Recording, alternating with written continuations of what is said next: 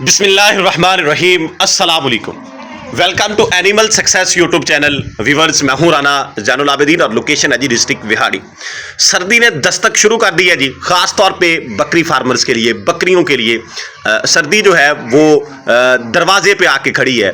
आने वाले चंद दिनों में टेम्परेचर जो है मज़ीद गिरेगा और इन जानवरों के लिए सर्दी जो है वो फील होना शुरू हो जाएगी। फ़िलहाल दिन के वक्त मौसम गर्म होता है और रात को जो है वो टेम्परेचर कम हो जाता है, ठंडक हो जाती है, नमी हो जाती है। बहरहाल ये वो दिन है कि हमने अपने जानवरों को सर्दी के लिए तैयार करना है। अगर हम अब गफलत करेंगे, इनका ख्याल नहीं करेंगे, इनको स्पेशल प्रोटोकॉल सर्दियों के हवाले से नहीं देंगे, तो आने वाले दिनों में हमारे जानवर जो हैं ये बीमारियों का शिकार हो जाएंगे, ये स्ट्रेस में चले जाएंगे, ये प्रॉपर ग्रोथ नहीं करेंगे। तो सर्दी आने से पहले उसकी तैयारी जरूरी है।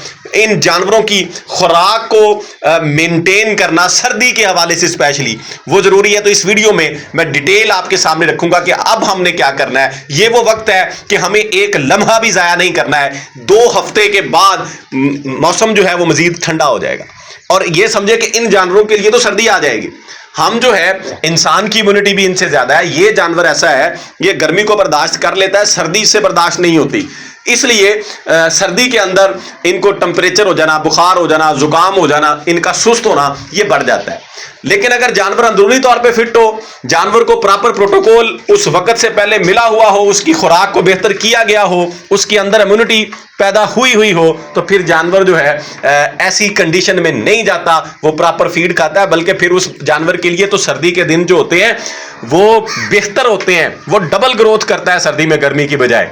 तो इसलिए हमने अब क्या करना है वो चीजें मैं आपके सामने रखता हूं। सबसे पहले तो हमने इनकी खुराक में जो दाने की वनडे की मिकदार है उसको इन्हांस करना है, इंक्रीज करना है। पेट भर चारा तो इनको देना ही देना है, जो भी चारा हम प्रोवाइड कर रहे हैं। मैं जो इन दिनों में दे रहा हूं वो आपको बताता चलूं कि मेरे पास अभी मूंगी का मिस्सा है, मूंगी का मिस्सा ही मैं दे रहा हूं फुल टाइम। जो इनका फूडर है वो यही है, कोई सब्ज चारा नहीं दे रहा, इसके अलावा कोई और चारा नहीं दे रहा। इनको मूंगी का भूसा जो है 24 आवर यही इनके सामने होता है, उसी को ये खाते हैं। और इसके साथ हमने करना, आपके पास जो भी चारा है आप वो इनको दें। ग्रीन फूडर दे रहे हैं ग्रीन दें, आपके पास ड्राई फूडर है ड्राई दें। लेकिन एहतियात ये करनी है कि अब अगर दाना वंडा जो आप देते हैं इनको ½ kg दे रहे हैं तो उसकी 100 ग्राम मिकदार अभी से बढ़ा दें।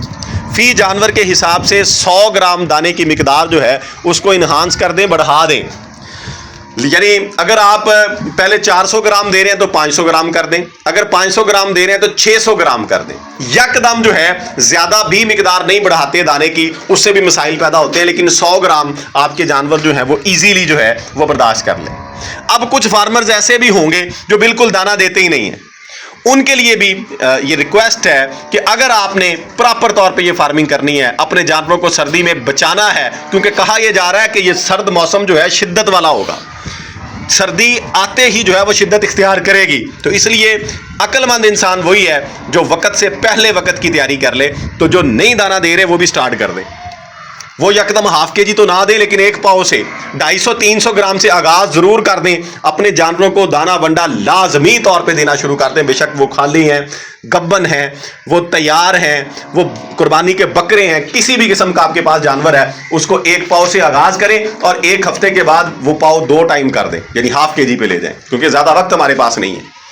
दूसरा आपने ये करना है कि अब इनको हमने जो ऑयल देना है, जो लुब्रिकेंट इनको देना है, वो भी सर्दी स्पेशल होना चाहिए सर्दी के लिए, ताकि इनकी बॉडी में देखें जो स्किन होती है ना इनकी, ये अब बच्चा खड़ा है, ये जो स्किन इनकी है ये बड़ी सॉफ्ट होती है।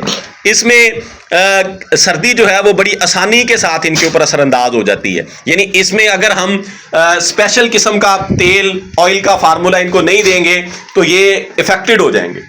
जब हम स्पेशल किस्म का फार्मूला दे देंगे ना तो इनकी स्किन, ये अपर स्किन से नीचे जो है एक लेयर बन जाती है और वो इंसुलेटर लेयर होती है।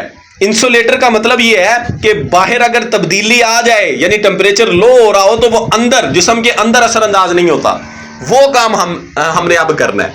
और वो क्या है जी, आपने अब जिस तरह का मौसम ये अब आगाज हो चुका है, आपने बराबर मिकदार में सरसों और तिलों का तेल, यानी अगर आपने 1 kg सरसों का तेल लिया है तो 1 kg ही तिलों का तेल लेना है।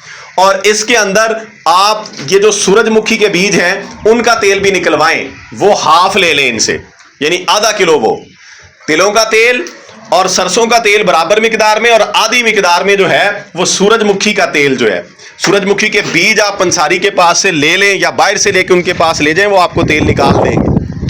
और तिलों के तेल का भी मैं यही मशवरा दूंगा, जो मार्केट में अवेलेबल है वो ना लें, वो जो है उसके ऊपर किसी किस्म का कोई यकीन नहीं है उसकी क्वालिटी के ऊपर।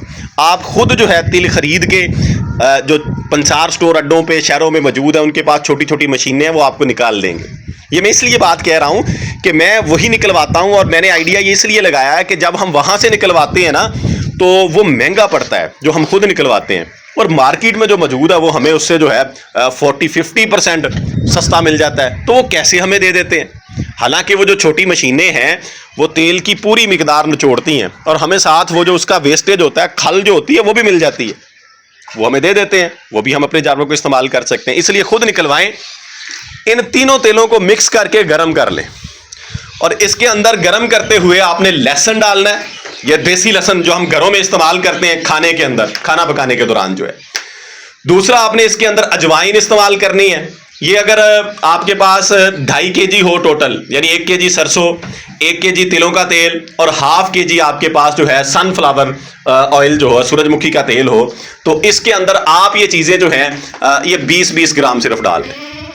यानी अजवाइन 20 ग्राम हो, जीरा या काली जीरी डाल लें तो ज़्यादा बेहतर है, ये भी 20 ग्राम हो।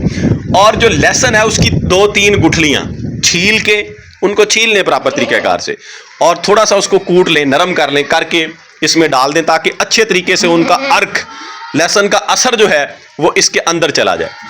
और 10 ग्राम जो है इसमें आप कलवंजी, 10 ग्राम कलवंजी को ऐड कर लें। 20 ग्राम आपने जीरा ऐड किया है या काली जीरी ऐड की है, 20 ग्राम अजवाइन है, 10 ग्राम कलवंजी है, और 2 से 3 गुठलियाँ वो प्रॉपर जो होती हैं, उनमें एक गुठली के अंदर 20-25 भी हो सकते हैं पीसीस जो हैं लहसुन के, वो छील के कूट के वो इसमें ऐड करके इसको अच्छे तरीक़ेकार से पका लें। ये कह लें कि बॉयल कर लें, बर्तन बड़ा होना चाहिए ताकि ऊपर से तेल जो है ये उछल ना जाए। उसके बाद जो है इस तेल को जो है छान के रख लें, और वो जो बाकियात उसमें से निकलेंगी वो भी जानवरों को खिला दें, बेशक एक ही दफ़ा आगे रख दें, जानवर खा जाएंगे। ये तेल आप अपने जानवरों को, अब जिस तरह का मौसम है, ये तैयार करने के बाद जो बड़ी बकरी, बड़े बकरे हैं जिस तरह के ये हैं, इनको 25 से 30 ग्राम डेली देना शुरू कर दें। 25 से 30 ग्राम, जो साइज़ में छोटे हैं, इस एज के हैं, इनको भी आप 10 से 15 ग्राम जो है वो डेली दें। इससे ये होगा, इनकी डाइजेशन भी अच्छी रहेगी। आप इस तेल में मीठा सोडा भी ऐड कर सकते हैं, बल्कि करें इसी तेल के अंदर ना, जब आप ये इनको देने लगें तभी मीठा सोडा ऐड कर दें। लेकिन उससे ये होगा, कुछ जानवर उसको फिर खुद नहीं खाएंगे। मैं नहीं डालता, मैंने एक दफ़ा डाला तो उसमें कुछ जानवर जो हैं वो मीठे सोडे की कड़वाहट सी होती है, उससे उसको खाते नहीं हैं। तो अगर आपके जानवर खाते हैं, यानी अलग से ना, जब आप तेल मिक्स करने लगे तब डाल के देख लें एक दिन, अगर खाते हैं तो उसी में ऐड करते रहें, वरना फिर अलग से मीठा सोडा जो है वो भी ज़रूर जानवरों को दें। बहरहाल ये आप बड़ी बकरी को, बड़े बकरे को 25 से 30 ग्राम डेली खिलाएं ये तेल जो है, और छोटे जानवरों को 10 से 15 ग्राम जो है, जो आपके 4-5 महीने के, ये देते रहें। इसका अब फ़ायदा क्या होगा, मैंने स्टार्ट में भी बताया कि आपके जानवर जो हैं, एक तो उनके ऊपर शाइनिंग, चमक आना शुरू हो जाएगी, ग्रोथ अच्छी हो जाएगी। दूसरा जो फ़ायदा इनका ये है, जो असल फ़ायदा है, कि जानवरों की जिल्द के ऊपर, अंदरूनी जिल्द के ऊपर एक लेयर, एक तह जम जाएगी फैट की, चर्बी की, और उसका फ़ायदा ये होगा, वो इंसुलेटर होगी। बाहर जब टेम्परेचर डाउन होगा तो अंदरूनी अज़ा को नुकसान नहीं पहुंचेगा, जानवर आपके सेहतमंद रहेंगे। ये रोज़ रोज़ जानवरों को ज़ुकाम नहीं होगा कि आप जो है शाम को अच्छे भले इनको बंद करें और सुबह को आएँ और देखें उनका नोज़ बह रहा हो, नाक बह रहा हो, ऐसा नहीं होगा। आप ये आजमा के देख लें, 2 से 3 हफ्ते लगातार इस्तेमाल करें, आपके जानवर आपको बताएंगे कि हमारे अंदर कुछ है, हम बर्दाश्त कर सकते हैं, हम सर्दी की शिद्दत का सामना कर सकते हैं। दूसरा, अभी से, आज से ही अगर आप अपने जानवरों को बाहर रख रहे हैं, मैं तो 1 महीने से अंदर रख रहा हूं इनको, 1 महीना पहले से ये मेरा दरवाजा ओपन होता है। सिर्फ ये 2 बकरियां, ये जो ब्लैक हैं, ये बाहर बैठती हैं, अर्ली मॉर्निंग में अंदर जाती हैं, सारी रात ये बाहर रहती हैं अभी तक। बाकी जानवर मेरे ये अंदर बैठते हैं। तो आप अगर अभी तक जानवरों को बाहर रखा हुआ है तो ये इनके लिए मुनासिब नहीं है, ये इनके लिए नुकसानदेह है। आप अपने जो इनके बाड़े के अंदर छतें हैं, रूम्स हैं, बरामदे हैं, उनको ओपन कर दें, हाँ, दरवाजा खुला रहने दें, अभी बंद ना करें रात को, कि जिसका जी चाहे जिस जानवर का वो अंदर बैठे, जिसका जी चाहे बाहर बैठे, जितना वक्त वो बाहर बैठना चाहे बाहर बैठे, जब वो अंदर आना चाहे अंदर आ जाए। ये लाजमी तौर पे करें, वरना इससे भी जानवर स्ट्रेस में चला जाता है। देखें, आप अपने आप को सामने रखें कि जिस तरह का ये मौसम है, हम कहां पे लेट रहे हैं। मोस्टली हमारे इलाके के अंदर तो अब छत के नीचे, यानी बरामदे वगैरह ओपन जगहों के छतें हैं, उनके नीचे लोग चले गए। अगर कोई बाहर लेटता है तो वो आधी रात के बाद उठ के अंदर चला जाता है। तो ये भी फील करते हैं, इनके अंदर भी जान है, इनको भी वो एनवायरनमेंट प्रोवाइड करें कि ये अपनी मर्जी से जो है वो अपना आराम जो है वो कर सके। तो जो चीज़ें मैं बताना चाह रहा था आपके गोशगुजार कर दी हैं। उम्मीद है जी वीडियो आपको अच्छी लगी होगी। इस तरह की मजीद वीडियोस के लिए एनिमल सक्सेस यूट्यूब चैनल को सब्सक्राइब कीजिएगा। दुआओं में याद रखिएगा। फी अमानिल्लाह, अल्लाह हाफिज़।